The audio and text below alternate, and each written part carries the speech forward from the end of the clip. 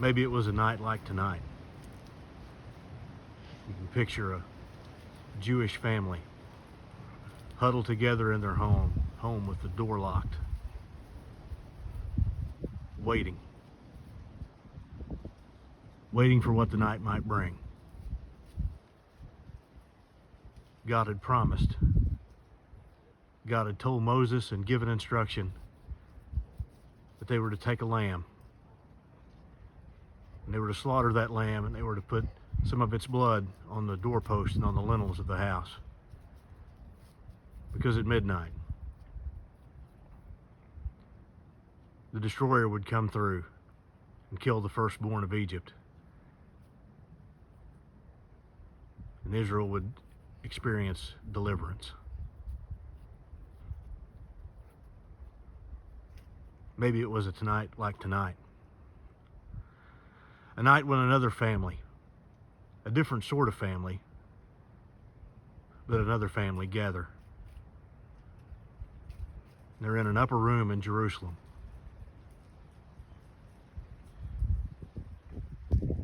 Jesus of Nazareth stands at the table. He takes bread. He breaks it. He says, I want you to take this and I want you to eat it. This represents my body that in just a short while is going to be given for you. And he takes the cup.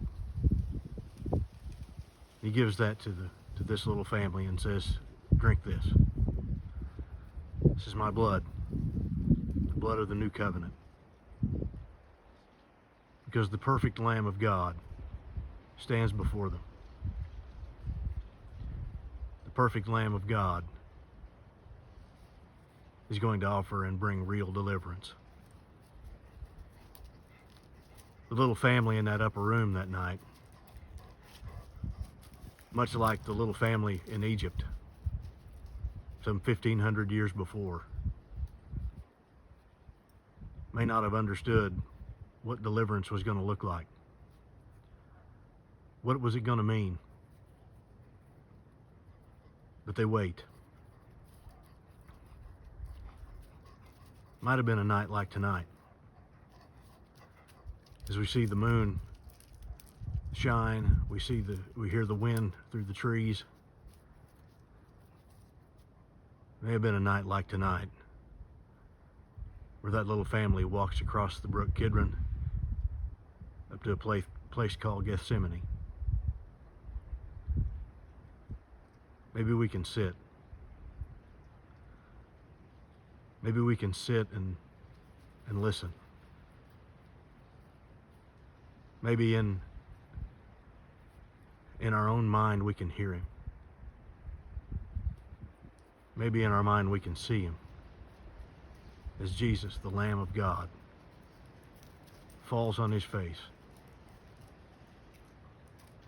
begs for this to stop, but ends up saying, not my will, but yours be done. It's not an accident. It's no accident that the crucifixion takes place during Passover. As Jesus, pictured by John in his gospel as the Lamb of God, whose blood is going to be poured out. He's going to protect those who will apply it from man's greatest enemy. It's not the Egyptian army that's going to be defeated here, but it will be death itself. As man's greatest enemy, sin and death are done away with. John in his gospel begins it. Chapter 1, with John the Baptist seeing Jesus and saying, behold the Lamb of God that takes away the sin of the world. And John points out that at the time when the Passover lambs are going to be slain in the temple is when Jesus goes to the cross.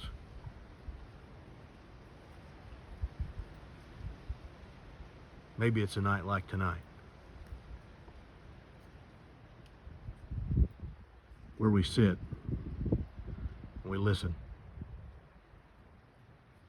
We sit and through our mind's eye and through the eye of faith, we see the cost of our deliverance. We see the immense love, the marvelous grace of God as his plan unfolds. His people will be delivered not by just any lamb, but by the perfect Lamb of God. Let's take some time and sit with him. Let's take some time and remember. Let's take some time and thank God for this amazing gift and for his marvelous love.